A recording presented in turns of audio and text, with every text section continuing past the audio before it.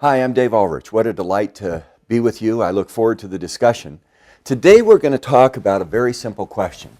What makes an effective HR professional? You know, that's a question that's been around for a long time. In 1987, with Wayne Brockbank, Dale Lake, and Arthur Young, we began a study of competencies of successful HR professionals. And over the last 25 years, we've done a study every 5 years to look at what HR professionals need to be, know, and do to be successful. In 2007, we found 6 sets of skills of a successful HR professional aligned around people and business. Credible activist, you need to know. You need to build credibility. Business ally, you need to connect with the business.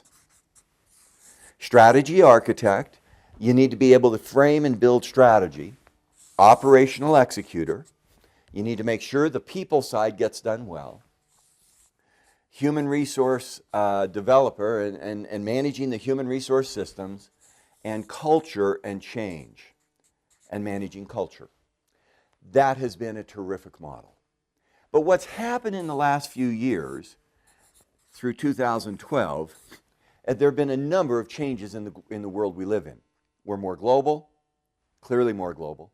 We're more competitive. The cycle time for change is increasing. We have to build individual and organizational success.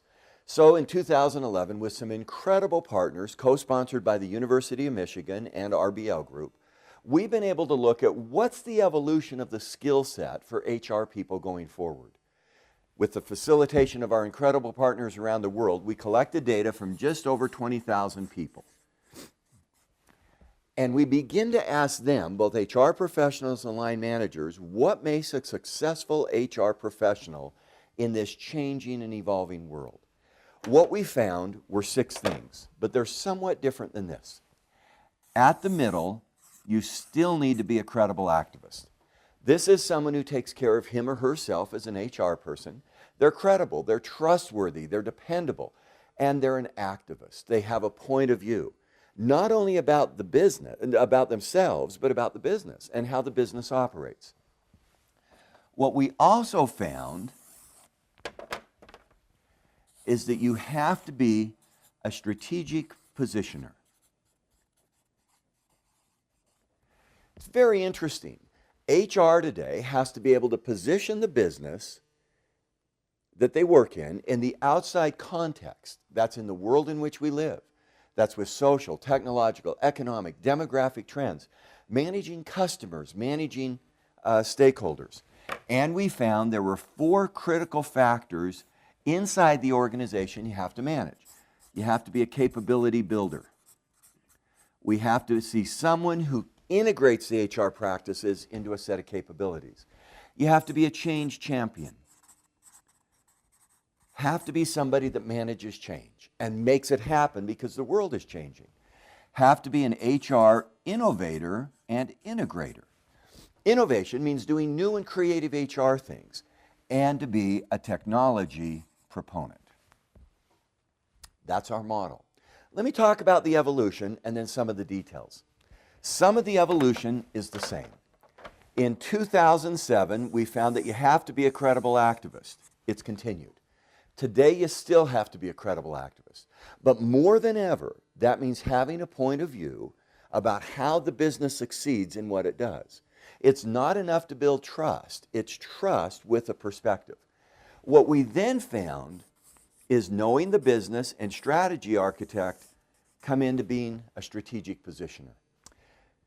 We've raised the bar on HR. We haven't, but our data has. Here, you have to know finance, marketing, strategy. You have to know the basics of business. That's true. And instead of being an architect of strategy or co-architect, you have to be able to position your business in the markets and economies in which we serve. We found in this data that if HR doesn't know the business and link to strategy, they're going to be in trouble.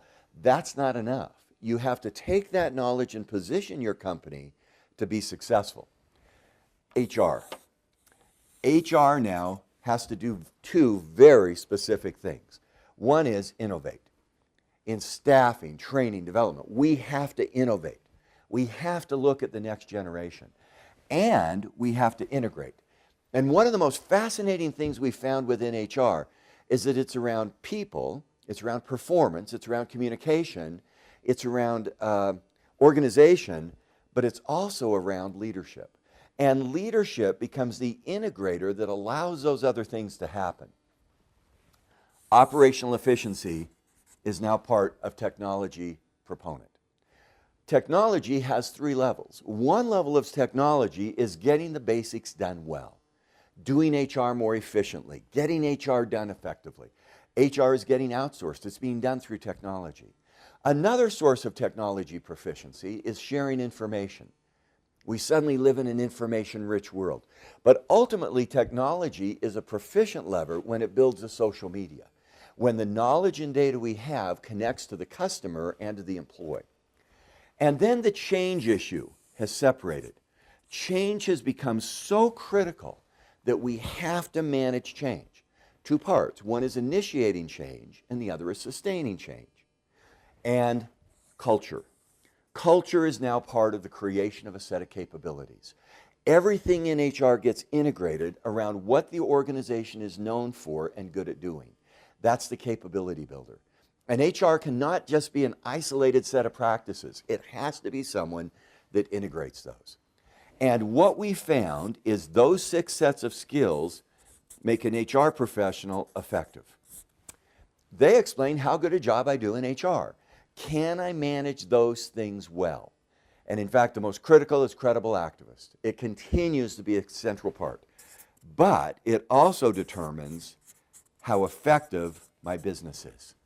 And in business effectiveness, it's not just credible activist. It's strategic positioning. Can I position my company in the marketplace in which we work? We call that HR from the outside in.